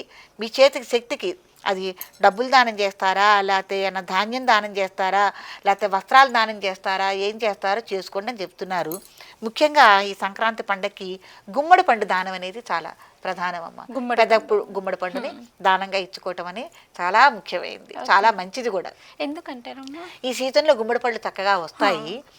ఎందుకంటే అసలు సంక్రాంతి అంటేనే మనకి కొత్త అల్లుళ్ళ పండగని కూడా మనం అనొచ్చు. ఎందుకంటే ఈ సంవత్సర కాలంలో ఎవరికైతే ఇంట్లో ఆడపిల్లకి వివాహం అయిందో కొత్త అల్లుళ్ళు ఇంటికి రావటం కూడా జరుగుతుందన్నమాట. ఎవరినైనా మనం ఏం ఆశీర్వదిస్తామమ్మా సంతానం గురించి, గుమ్మడి పండు బిడ్డల్ని కానండి, గుమ్మడి పండు లాంటి బిడ్డలు మీకు పుట్టాలి అని అంటాం. గుమ్మడి పండు అనేది మనకేంటంటే మోక్షానికి అట్లాగే మనకి సిరి సంపదలకు కూడా ఒక ప్రతీక అన్నమాట. ముఖ్యంగా సంతాన విషయంలో కూడా ప్రతీక. ఈ గుమ్మడి పండుని దానం చేసుకోవటం వల్ల ఏంటంటే పిల్లల ఆయురారోగ్యాలతో చక్కగా సుభిక్షంగా చక్కగా ఉంటారు అనే ఉద్దేశంతో గుమ్మడి పండునే దానం చేయమని కూడా చెప్తూ ఉంటారు. ఓకే ఓకే అమ్మ. అలాగే ఏంటంటే మనకి భోగి రోజు చూసుకున్నట్లయితే భోగి మంటల్లోని గోమయంతో చేసిన భోగి పిడకలు ఉంటాయి కదా, అవి ఖచ్చితంగా వేయాలి అనేసి అంటారు కదా. ఎందుకు భోగి రోజు ఖచ్చితంగా గోమయంతో చేసిన భోగి పిడకలు వేయాలి అని అంటారు? దాని వెనక ఏమైనా ఆంతర్యం దాగి ఉంది అంటారా? తప్పకుండా అమ్మ. అసలు భోగి మంట అనేది ఒక పవిత్రమైన అగ్ని కార్యం, అంటే ఒక హోమ కార్యం లాంటిది అనమాట. ఇక్కడ ఒక బ్రాహ్మడు ఒక మంత్రమే ఉండదు, కానీ పవిత్రమైన అగ్నిహోత్రాన్నే మనం భోగి మంటగా మనం వేసుకోవటం జరుగుతుంది. అయితే మనకి ఈ నెల 20 రోజుల నుంచి మనం ఈ భోగి పిడకలు అనేవి మనం గొబ్బెమ్మలని పెట్టుకుంటూ ఉంటాం కదా. గొబ్బెమ్మని ఆరబెట్టడానికి అట్లా ఎక్కడన్నా మనం అట్లా తరిచినప్పుడు, అంటే గోడకు కానీ ఎక్కడ తరిచినప్పుడు ఒక బెజ్జం పెడతాం. అసలు ఆల్రెడీ పైన ఒక బెజ్జంతో కూడిన ఒక పువ్వుని పైన మనం గొబ్బెమ్మ మీద పెట్టడం జరుగుతుంది. పెట్టేటప్పుడే కాస్త కుంకుమ పసుపు కూడా అద్దుతాం, పూజ చేస్తాం కదా, దానికి ఒక పవిత్రత ఉంది. అప్పుడు ఏం చేస్తారంటే, ఎందుకు మనం ఈ భోగి మంటల్లోనే వేయాలంటే దాన్ని ఏం చేస్తారంటే ఒక దబ్బలమును ఒక పురుకోస తీసుకుని గుచ్చుతారు దండల్ని. గుచ్చి ఏం చేస్తారంటే గత రోజు రాత్రే భోగి మంటకి శుభ్రంగా ముందు రోజు ఒక సాయంత్రం 4 5 చక్కగా ఎక్కడైతే మీరు భోగి మంట వేయాలనుకున్నారో ఆ స్థలం కనుక నిర్దేశం చేసుకుని చక్కగా పేడకళాపు కొడతారు. పచ్చగా పేడకళాపు కొట్టి ఆ మధ్యలో ఇట్లా గోపురం వల్లే భోగి మంటకి ఏర్పాటు చేస్తారు. ఒక జనపనారతో కానీ దేంతో ఇట్లా పవిత్రమైన కార్రలమ్మ. అవి కూడా ఏంటంటే మోదుగా లేకపోతే వేప అట్లాంటివి దేవతా వృక్షాలకు సంబంధించినవి ఏవైనా నిర్యాణమై ఉంటాయి కదమ్మా, అటువంటి కర్రలు తీసుకొచ్చి ఇలా కట్టి తర్వాత రెడీగా ఉంచి పక్కన మనం ఈ ఆవు పిడకలు మనకి ఇప్పుడు గొబ్బెమ్మలు పెట్టుకున్నాం కదా, వాటిని కూడా మధ్యలో పేరుస్తారు. పేర్చి ఒక దండలాగా గుచ్చిన దాన్ని కూడా ఇట్లా దండలాగా వేస్తారు. అక్కడ దానికి వేసి దాని చుట్టూతా అందమైన గుండ్రంగా చేసిన ఒక రంగవల్లి లాంటి ముగ్గు వేస్తారు. ముగ్గు వేసి రంగులు వేసి అట్టిపెట్టే సుజుతారు. ఆడపిల్లల డ్యూటీ రాత్రి 10 అయినా కూడా ఈ భోగి మంట చుట్టూతా చక్కగా ముగ్గులు వేసుకుని చక్కగా ఇవన్నీ తయారు చేసుకుని ఉంచితే మగవాళ్ళు భోగి మంటకి సరిపడా ఇవన్నీ కడతారు. ఎట్లా వేయాలి ఏంటది కడతారు. చక్కగా తయారు చేసుకుంటే తెల్లవారుజామునే ఎప్పుడైనా భోగి మంట అనేదాన్ని ఇంటి యజమాని ఎవరైతే పెద్దవాళ్ళు ఉన్నారో వాళ్ళు శుభ్రంగా స్నానం చేసి పాచి బట్టలు కాకుండా అసలు భోగి మంట దగ్గరకు వచ్చి భోగి మంట కార్యక్రమాలు పాల్గొనే వాళ్ళు ఎవరైనా సరేనండి శుభ్రంగా స్నానం చేసి ఉతికారేసిన బట్టలు కట్టుకునే భోగి మంటను రాజేయాలి. ఆ భోగి మంటల కార్యక్రమంలో కుటుంబ సభ్యులందరూ పాల్గొనాలి. తర్వాత మీరు మళ్ళీ యథావిధిగా నలుగు పెట్టి స్నానాలు చేయటం ఆ కార్యక్రమాలు మీరు చేసుకోవచ్చు. పాచి బట్టలతో మటుకు భోగి మంటలు రాజేయరాదు. తర్వాత ఇంత ముద్ద కర్పూరం కానీ ఏదన్నా ఆ భోగి మంటల్లో పెట్టి దాంట్లో పెట్టి మధ్యలో పెట్టి కర్పూరంతో రాజేయాలి. అంతేగాని ఇంత కిరసనాయిలు పోసో లేకపోతే పెట్రోల్ కానీ ఏదన్నా పోసో ఆ భోగి మంటను రాజేయటం అనేది చాలా తప్పు విషయము. ఇదందరూ మనం తెలుసుకోవాలి. ఇంటి యజమానే రాజేయాలి. ఇది రాజేసిన తర్వాత అది వెలిగిన తర్వాత మనం వరి పేలాలు ఉంటాయి. ఎట్లాగో ధాన్యం కొత్తది కదమ్మా, దాన్ని పేలాలుగా తయారు చేసి ఉంచుకుంటారు కొత్త ధాన్యాన్ని. అప్పుడు వరి పేలాలు రెడీగా పెట్టుకుని ఆ భోగి మంట దగ్గర కొద్దిగా పసుపు కుంకుమ కత్త పువ్వు అవన్నీ వేసి నమస్కారం చేసుకోవాలి. ఓ అగ్నిదేవ మమ్మల్ని చల్లగా చూడు, వచ్చే కాలం అంతా వేసంకాలం వస్తుంది, నువ్వు అంత బగబగా అని ఎండలు ఇవ్వబాకు అని సూర్యనారాయణమూర్తిని కూడా దండం పెట్టుకుని భోగి మంటకి దండం పెట్టుకుని ఏం చేస్తారంటే ఈ వరి పేలాలని భోగి మంటలో సమర్పించాలి. ఇంటిల్లిపాది అందరూ తలో పిరికిడి వేసుకుని సమర్పిస్తారు. అట్లా పవిత్రంగా ఆ వరి పేలాలని ఆ భోగికి సమర్పించటం. తర్వాత ఈ కుటుంబ సభ్యులు ఎవరైతే ఉన్నారో పిల్ల జల్ల అందరూ ఏదైనా నృత్య రీతితో చక్కగా ఆ భోగి మంట చుట్టూతో చక్కగా అందంగా తిరుగుతూ 3 ప్రదక్షిణాలు చేయటం అనేది జరుగుతుంది. అది ఆడవాళ్ళు కుటుంబ సభ్యుల ఉత్సాహాన్ని బట్టి అక్కడ కూడా ఎంతో సరదాగా సందడిగా ఉంటుందమ్మా భోగి మంట చుట్టూతా. నేనైతే మా కుటుంబ సభ్యులతో చక్కగా నేను అనుభవించానండి. నా అల్లులతో కూతుళ్ళతో మనవరాళ్లతో మా ఇంట్లో అయితే సరదాగా సందడిగా చేసుకుంటాం. ప్రతి ఈ సంక్రాంతి అయితే పూర్వాచార పద్ధతి ప్రకారం మా అమ్మ వాళ్ళు, అమ్మమ్మ వాళ్ళు ఏ రీతిగా చెప్పారు దాన్ని అనుసరించి ఇప్పటికి కూడా మేము చేసుకోవటం అనేది మాకు అలవాటు. ఓకే. చక్కగా చాలా అందంగా ఉంటుంది. అదే అమ్మ భోగి మంట. ఓకే. అలాగే ఏంటమ్మా, భోగి మంటల్లోని మీరు చెప్పినట్టు భోగి పిడకలే కాకుండా పాత వస్తువులు ఏమైనా ఉంటే ఈ భోగి మంటల్లో వేసేయండి అనేసి అని అంటూ ఉంటారు కదా. అవునవునవును. ఎందుకని పాత వస్తువులు ఏమైనా ఉంటే భోగి మంటల్లో వేసేయండి అనేసి అని అది ఎక్కడి నుంచి వచ్చిందో నాకైతే ఈ ఆచారం అర్థం కాదు. ఇది ఎవరో చిలిపి వాళ్ళు చిలిపి పని చేస్తుంది. చిలిపి పని ఇది. అంటే ఇది ఆచారం నుంచి ఉన్నది కాదంట. లేదు లేదు, ఇది ఒక చిలిపి పని అని మనం అనొచ్చు. మధ్యలో నుంచి వచ్చింది. ఏదన్నా కానీ ఇది చిలిపి పనిగా ఎవరో చేస్తా పని కానీ శాస్త్రంగా అయితే అలా పవిత్ర అగ్ని కార్యం కదండి మనం చేస్తోంది. కాబట్టి ఇవన్నీ వేయటం అనేది అంత మంచి పద్ధతి కాదు. అంతగా మీరు ఇవన్నీ వేసుకోవాలి అంటే అంటారు మనలో ఉన్న దుర్గుణాలు ఇవన్నీను, ఇంట్లో ఉన్న చీడపీడలు అన్నీ తీసుకెళ్ళి ఇట్లా అగ్నిలో సరిపి ఎప్పుడైనా చేసుకోవచ్చు. దాంతో ఏముంది, విడి టైంలో అయినా మీకు ఏమైనా పరికరాన్ని చెత్త చెదారా ఉందనుకోండి, విడి టైంలో ఏదైనా ఓ చోట కుప్పేసి నిప్పు పెట్టి ఒక చెత్తలో ఏదో తగలబెట్టేస్తే అయిపోయే. లేకపోతే ఇప్పుడు మనకి సిటీల్లో అనుకోండి మున్సిపాలిటీ వాళ్ళు ఉన్నారు, దాంట్లో పడేస్తే వెళ్ళిపోతుంది. పొరపాట్ల మట్టుకు ఇట్లాంటి పని మట్టుకు చేయొద్దనే నేను కోరుకుంటానండి. అదొక పవిత్రమైన భోగి మంట, దానికే ఒక విలువ గౌరవం ఉంది. ఇట్లా పాత సామాన్ వేయటం, మనకి పనికిరాని సామాన్ వేయటం, పుచ్చిపోయిన వేయటం ఇట్లాంటివి కూడా చేయకూడదు. ఓకే అమ్మ, భోగి గురించి సంక్రాంతి గురించి అయితే మాకు చక్కటి విశేషాలు అయితే చెప్పారు. అలాగే ఇంకా మనకి మూడో రోజు చూసుకున్నట్లయితే కనుమ. మరి కనుమ ప్రత్యేకత ఏంటి, కనుమ విశేషాలు ఏంటి అంటారు? తప్పకుండా అమ్మ. కనుమ అనగానే పశువుల పండగ అంటారు. అంటే రైతుల పండగ కదమ్మా ఇది. కాబట్టి రైతు అందరికీ దాన ధర్మాలు చేసుకుంటూ తన గృహంలో ఉన్న పశువులను ఎట్టా వదిలేసుకుంటాడు కదా. అవును. కాబట్టి ఈ రోజున పశువులను చక్కగా వాళ్ళ దగ్గరలో ఉన్న చెరువులకు కానీ లేకపోతే నదుల దగ్గరికి కానీ ఎక్కడికన్నా తీసుకెళ్ళి వాళ్ళ వసతిని అనుసరించి శుభ్రంగా కడుగుతారు. చక్కగా కడిగి, లేకపోతే ఇంట్లో ఏమన్నా వాళ్ళ దగ్గర తొట్లు కానీ ఏమన్నా ఉంటే ఆ తొట్ల దగ్గర కానీ వాటి మురికిపోయేలాగా శుభ్రంగా కడిగి కొద్దిగా ఆరిన తర్వాత వాటిని చక్కగా వాళ్ళ దగ్గరున్న ఎద్దులకి ఆవులకి సంబంధించిన అలంకరణ సామాగ్రి వాళ్ళు ఆల్రెడీ కొనుక్కుని ఉంటారు. వంశపారంపర్యంగా వచ్చేవి కూడా ఉంటాయి. ఇప్పుడు మన ఒంగోలు ఎద్దులు ఇవన్నీ అంటారు కదా, వాటికి ఎద్దులు కొమ్ములు అనేవి ఇట్లా కోసుగా ఉంటాయమ్మా. వాటికి ఏం చేస్తారంటే టోపీలాగా ఇదివరకు రోజుల్లో అయితే వెండితో కానీ లేకపోతే పంచలోహాలతో కానీ ఇత్తడితో కానీ ఒక టోపీలలో తయారు చేసి వాటి చివర ఊలు అల్లేలాగా ఊళ్ళు ఉండలు ఇలా ఉంటాయి, అవి వేలాడేలాగా ఒక ఏర్పాటు చేస్తారు. అట్లాగే మెళ్ళో గంటలతో ఉన్న పట్టెడ అంటారు, ఆ పట్టెని తయారు చేసి వాటికి కట్టడం.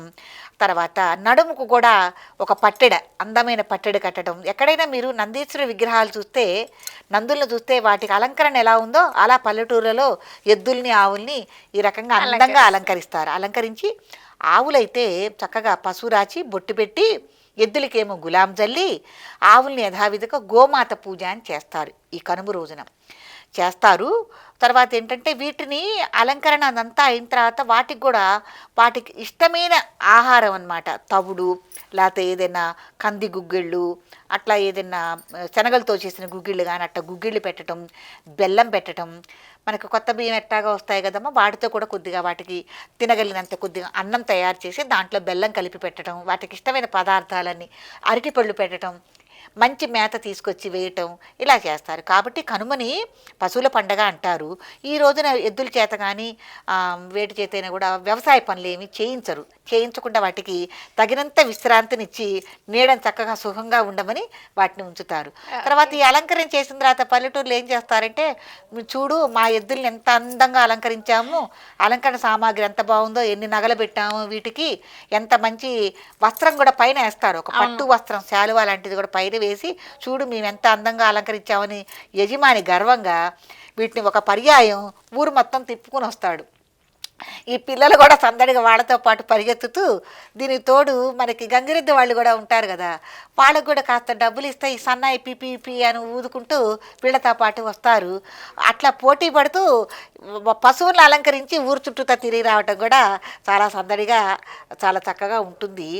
ఈ రోజున ఇంకొక విశేషం కూడా ఉందమ్మా. కనుమ రోజున ఇప్పుడు మనం భోగి రోజున, సంక్రాంతి రోజున మన దైవ కార్యక్రమాలు, దేవుడు పూజలు, అలాగే భోగి రోజున గోదాదేవి కళ్యాణం ఇవన్నీ వరుసగా మనం చేసుకుంటూ వస్తున్నాం. దైవారాధనలన్నీ చేసుకుంటున్నాం.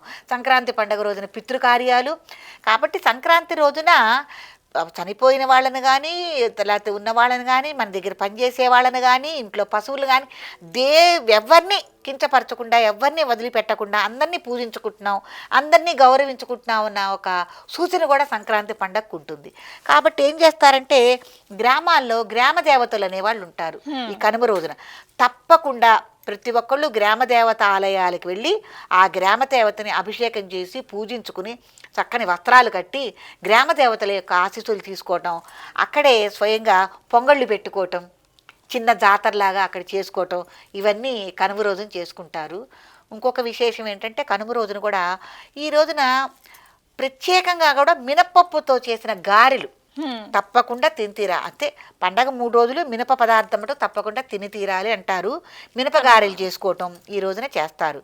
తర్వాత ఇంకోటి ఏంటంటే ఇంకొకటి కూడా అంటారు కదమ్మా, కనుమ రోజు వచ్చేసి కాకి కూడా ప్రయాణం చేయకూడదు అనేసి, అసలు కనుమ రోజు ప్రయాణమే చేయకూడదు అంటారు. అవునవును, ఎవరైనా పండక్కి కానీ ఎవరైనా వచ్చారనుకోండి, మళ్ళీ వాళ్ళ ఊళ్ళకి వెళ్ళాలంటే కనుమ రోజున మటుకు ఎట్టి పరిస్థితుల్లోనూ ప్రయాణం చేయకూడదు. మనం కనుమ వరకే అనుకుంటున్నాం కానీ ముక్కనువు కూడా ఉందన్నమాట. ముక్కనువు రోజున కూడా ప్రయాణం చేయకూడదు. ఎవరైనా హడావుడిగా మీరు ప్రయాణాలయ్యి మాకు ఆఫీసులో సెలవు లేదనుకున్న వాళ్ళు పండగ రోజున రాత్రికో సాయంత్రానికో బయలుదేరి వెళ్ళిపోవాలే కానీ ఎట్టి పరిస్థితుల్లోనూ కనువు రోజున ప్రయాణం చేయరాదు. ముక్కనువు రోజున కూడా ప్రయాణం చేయరాదు. ఇక ముక్కనువుకి వచ్చేసరికి మనకు కూడా కొద్దిగా ముక్కనువు అంటే ఎప్పుడు 3 రోజుల పండగ అనుకుంటాం, కానీ 4 రోజుల పండగ. ఎందుకంటే భోగి రోజున, సంక్రాంతి రోజున, కనుమ రోజున మన దైవారాధన కార్యక్రమాల్లో మునిగి ఉంటాం. కాబట్టి ముక్కనువు రోజున ఏమంటారంటే కక్కా ముక్కా పండగ అంటారు. చాలా తమాషాగా పల్లెటూరులో కక్కా ముక్కా పండగ అంటారు. ఈ 2 రోజుల్లో, ఈ 3 రోజుల్లో ఎప్పుడు బంధుజనం వచ్చినా రాకపోయినా, స్నేహితులు వచ్చారా రాకపోయినా, ఎక్కడెక్కడ వాళ్ళ బంధువుల్ని పిలుచుకోవటం, స్నేహితుల్ని పిలుచుకోవటం, కక్కా ముక్కా పండగ. కాబట్టి ఆడవాళ్ళకు కూడా చేతి నిండా పని చేసుకోవటానికి ప్రతి ఇల్లు ఈ రోజున అయితే మటుకు సందడిగా ఉంటుంది. అసలు పల్లెటూర్లు అయితే గుమాయించి పోతాయి. మా బోటి వాళ్ళైతే ముక్కుసుకుని పక్కన ఉండటమే అనమాట. తినని వాళ్ళు అయితే చాలా సందడిగా ఉంటుందమ్మా. ముక్కను కూడా చాలా చెప్పుకోదగ్గది ఈ రోజున కూడా. ఎందుకంటే కక్కా ముక్క పండగ అనుకున్నాం కాబట్టి గత రోజునే మనం గ్రామ దేవతలన్నీ పూజించుకుని పొంగళ్ళు చేసుకుని వస్తాం. కాబట్టి ఈ రోజున ఏదైనా మన వీళ్ళు కక్కాముక్క పండుగ తినేవి ఉంటాయి కదా, అమ్మవార్లకు కూడా నైవేద్యం పెట్టుకోవటం, ఇవన్నీ కూడా చేస్తూ ఉంటారు. ముఖ్యంగా ఏంటంటే రేగు పండ్లు తప్పకుండా ఉండాలి అనేసి అంటారు. భోగి రోజు ఎందుకు రేగు పండ్లు పోస్తారు అంటే దాని వెనుకున్న ప్రత్యేకత ఏంటి? చాలా మంచి ప్రశ్న. భోగిపళ్ళు అనేవి ఇంట్లో ఎవరైతే బాలలు పుట్టున్నారో వాళ్ళకి 5 సంవత్సరాల దాకా ఇంట్లో భోగి రోజున భోగిపళ్ళు పోసుకోవటం అనేది జరుగుతుంది. ఈ భోగిపళ్ళల్లో కాస్త చిన్నవిగా చెరుకు ముక్కలు, అలాగే నువ్వులు, జీడిపళ్ళు, రేగిపళ్ళు, కొన్ని పూరేకులు ఇవన్నీ కలుపుకొని పిల్లలకి పోయటం జరుగుతుంది. సాయంత్రం పుట్టే పొయ్యాలి, పొద్దుగూకూడదు. ఎప్పుడైనా 4:30 దగ్గర నుంచి 5:30 లోపు, అంటే సూర్యుడు అస్తమించకముందే భోగిపళ్ళ కార్యక్రమాన్ని పూర్తి చేసుకోవాలి. ఎందుకు పోస్తారు భోగిపళ్ళు అని అంటే చిన్నపిల్లలందరికీ బాలారిష్ట దోషాలు అనేవి ఉంటాయి. అందులోనూ 5 సంవత్సరాల లోపు పిల్లలు చాలా బొబ్బులుగా, చాలా అందంగా, ముద్దుగా ఉంటారు. ముద్దు మాటలు చెప్తూ చక్క ఒళ్ళుతో చక్క బాగుంటారు. ప్రతి ఒక్కళ్ళ దృష్టి ఇంట్లోకి వచ్చేసరికి వాళ్ళ మీదే ఉంటుంది దృష్టి, పిల్లలు బాగున్నారని.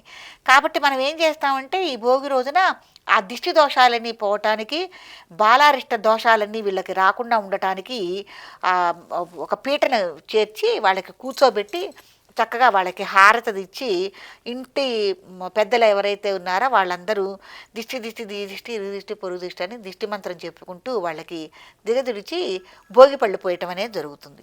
ప్రత్యేకంగా మనకి రేగిపళ్ళు కూడా ఎందుకు కలుపుతాము అంటే సూర్యుడికి సంబంధించిన పండగగానే మనం సంక్రాంతిని కూడా ప్రథమంగా ఆయనకి విలువ గౌరవం ఇచ్చుకుంటూ మనం చేసుకుంటూ ఉంటాం కదమ్మా. రేగిపళ్ళు ఆకారం కూడా లేత పసుపు రంగు, లేత గోలుస్పాటు రంగులో అలా చక్కగా ఆయన లాగానే ఉంటుంది, సూర్యనారాయణ లాగానే ఉంటుంది. కాబట్టి రేగిపళ్ళని ఆ ఆకృతితో ఆయన ఆశీస్సులు కలిపారని మనం రేగిపళ్ళు కలుపుకోవటం భోగిపళ్ళలోను. తర్వాత ఏంటంటే మనకి రేగి చెట్టు ఏ ఇంట్లో అయినా సరే తప్పకుండా ఉండి తీరాలి అని అంటారు. ఎందుకంటే రేగి చెట్టు మాననేదమ్మా, మనం ఎన్నిసార్లు దాన్ని తొలగించాలని ప్రయత్నం చేసినా కూడా, ఇంత వేరున్నా కూడా దాన్ని ఎవరు తీసేయలేరు. మళ్ళీ అది అభివృద్ధి అయ్యి మొలకెత్తుతూనే ఉంటుంది. రేగి చెట్టుకున్న గొప్పతనం అట్లాంటిది. కాబట్టి మీ వంశం కూడా ఇట్లా రేగి చెట్టులాగా కుదుళ్లతో సుధా చక్కగా పాతుకుని పోయి సుభిక్షంగా చక్కగా ఉండాలి అన్న ఉద్దేశంతో కూడా రేగి పళ్ళను మనం పోయటం జరుగుతుంది. మీరు రేగుదుంపని ఎన్నిసార్లైనా తీయండి, ఇంత వేరుంటే చాలు, మళ్ళీ అది జమ్మున మొలకెత్తుకుంటూనే వస్తుంది. అతి విపరీతంగా తొందరగా పెరిగే చెట్టు వృక్షాల్లో రేగి చెట్టు కూడా. కాబట్టి రేగి చెట్టుకున్న ఇంత గొప్పతనాన్ని సూచిస్తూనే మనం ఈ భోగి పళ్ళల్లో కలుపుకుని పిల్లలకి పోయటము ఆశీర్వదించడం జరుగుతుందమ్మా. ఓకే అమ్మ, సంక్రాంతి గురించి అలాగే భోగి కనుమ గురించి అయితే మీ విలువైన సమయాన్ని మాకు కేటాయించి చాలా చక్కగా సంక్రాంతి పండుగ అనేది ఏ విధంగా జరుపుకోవాలి, సంక్రాంతి భోగి కనుమ వాటి విశిష్టత ఏంటి, ప్రత్యేకత ఏంటి, అప్పట్లో సంక్రాంతి పండుగ ఏ విధంగా జరుపుకునే వాళ్ళు, ఇప్పుడు సంక్రాంతి పండుగ ఏ విధంగా ఉంది అనే వాటి అన్నిటి గురించి అయితే మాకు చాలా చక్కగా వివరించారు. మరొకసారి మీకు సంక్రాంతి శుభాకాంక్షలు. చాలా మంచిదమ్మా. అలాగే మీ సివిఆర్ ఛానల్ వీక్షించే ప్రేక్షకులందరికీ సంక్రాంతి శుభాకాంక్షలు. అలాగే మన ఛానల్లో పనిచేసే వర్కర్స్ ఎవరైతే ఉన్నారో వాళ్ళు యాజమాన్యం కానీ అందరికీ కూడా సంక్రాంతి శుభాకాంక్షలు మా త్రియుద్రిపీఠం తరపు నుంచి తెలియజేసుకుంటాం. థ్యాంక్ యూ అమ్మ, థ్యాంక్ యూ సో మచ్ అమ్మ. ఇదండి మన నాటి సంక్రాంతి నేటి సంక్రాంతి ప్రత్యేక కార్యక్రమం. పొద్దు పొద్దున గుమ్మ ముందు ముగ్గు, మధ్యలో గొబ్బమ్మ, చుట్టూ బంతిపూల సువాసన, వీధి చివర గంగిరెద్దుల ఆట, ఇంటి నిండా పండుగ సందడి. ఇలాంటి పల్లె సంక్రాంతిని గుర్తు చేసే పరంపర కొనసాగాలని కోరుకుందాం. సంస్కృతి ఊపిరి పోసుకున్న పండుగ సంక్రాంతి. పల్లెటూరి జీవన శైలికి ప్రతీక అయిన సంబరం, గొబ్బెమ్మలు, ముగ్గులు, గంగిరెద్దుల ఆటలు, ఈ సాంప్రదాయ వైభవం ఎల్లప్పుడూ వర్ధిల్లాలని భగవంతుని కోరుకుంటూ మీ అందరికీ సంక్రాంతి లక్ష్మి సకల సౌభాగ్య సంపదలు కలుగు చేయాలని మనసారా కోరుకుంటూ మరొకసారి సంక్రాంతి శుభాకాంక్షలు తెలియజేస్తూ నమస్కారం.